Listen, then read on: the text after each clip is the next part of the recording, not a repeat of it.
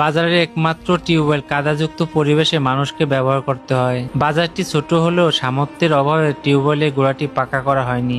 দোকানদার এবং পথচারীর কষ্ট হলেও বছরের পর বছর ধরে এটি ব্যবহার করে আসছে।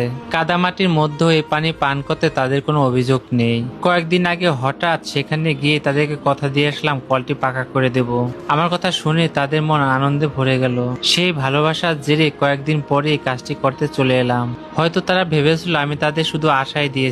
তা আমাকে দেখে মাত্র তাদের মনে আমাকে নিয়ে আলোচনা শুরু হলো, কারণ আমি কথা রেখেছি এবং কলটি মেরামতের উদ্দেশ্যে প্রয়োজনীয় উপকরণ নিয়ে সেখানে হাজির হয়েছি।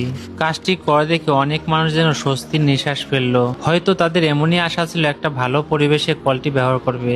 এই পর্যন্ত যতগুলো কল আমি মেরামত করেছি, কিন্তু আজকের মতো এত আনন্দ কখনো পাইনি। আমার কাজের জন্য যদি খেটে খাওয়া মানুষগুলোর মুখে হাসি ফুটে, তাহলে আমার কাজটাই সার্থক। এখানে ছোট ছোট দোকানদারে এই টিউবওয়েলের পানি একমাত্র অবলম্বন। তবে এখন বৃষ্টির দিন থাকায় ইট বালু সিমেন্ট ভেজা থাকায় কাজটি করতে অনেকটা সমস্যা হয়, কারণ টিউবওয়েলটি ঢালাই শেষ করে ইট গেঁথে প্লাস্টার করে রং করে শেষ করতে হবে। কিন্তু দুঃখের বিষয় এখন বর্ষাকাল, তাই এগুলো ঢালার কাজ এখন সহজে শুকায় না। সেজন্য দীর্ঘ সময় অপেক্ষা করে করে পরবর্তী স্টেপে পৌঁছাতে হয়। এত দূরে কাজ করতে এসে এটা যেন ধৈর্যের পরীক্ষা ছিল। তবে কাজ করার সময় মানুষের আনন্দ দেখে কখন যে সময় পেরিয়ে গেল বুঝতে পারলাম না। তবুও কাজটি শেষ করে তবে না বাড়ি ফিরলাম। কাজটির জন্য কতটুকু সাপোর্ট পাবো জানি না, তবে এই বাজের মানুষগুলোর অনেক উপকার হবে।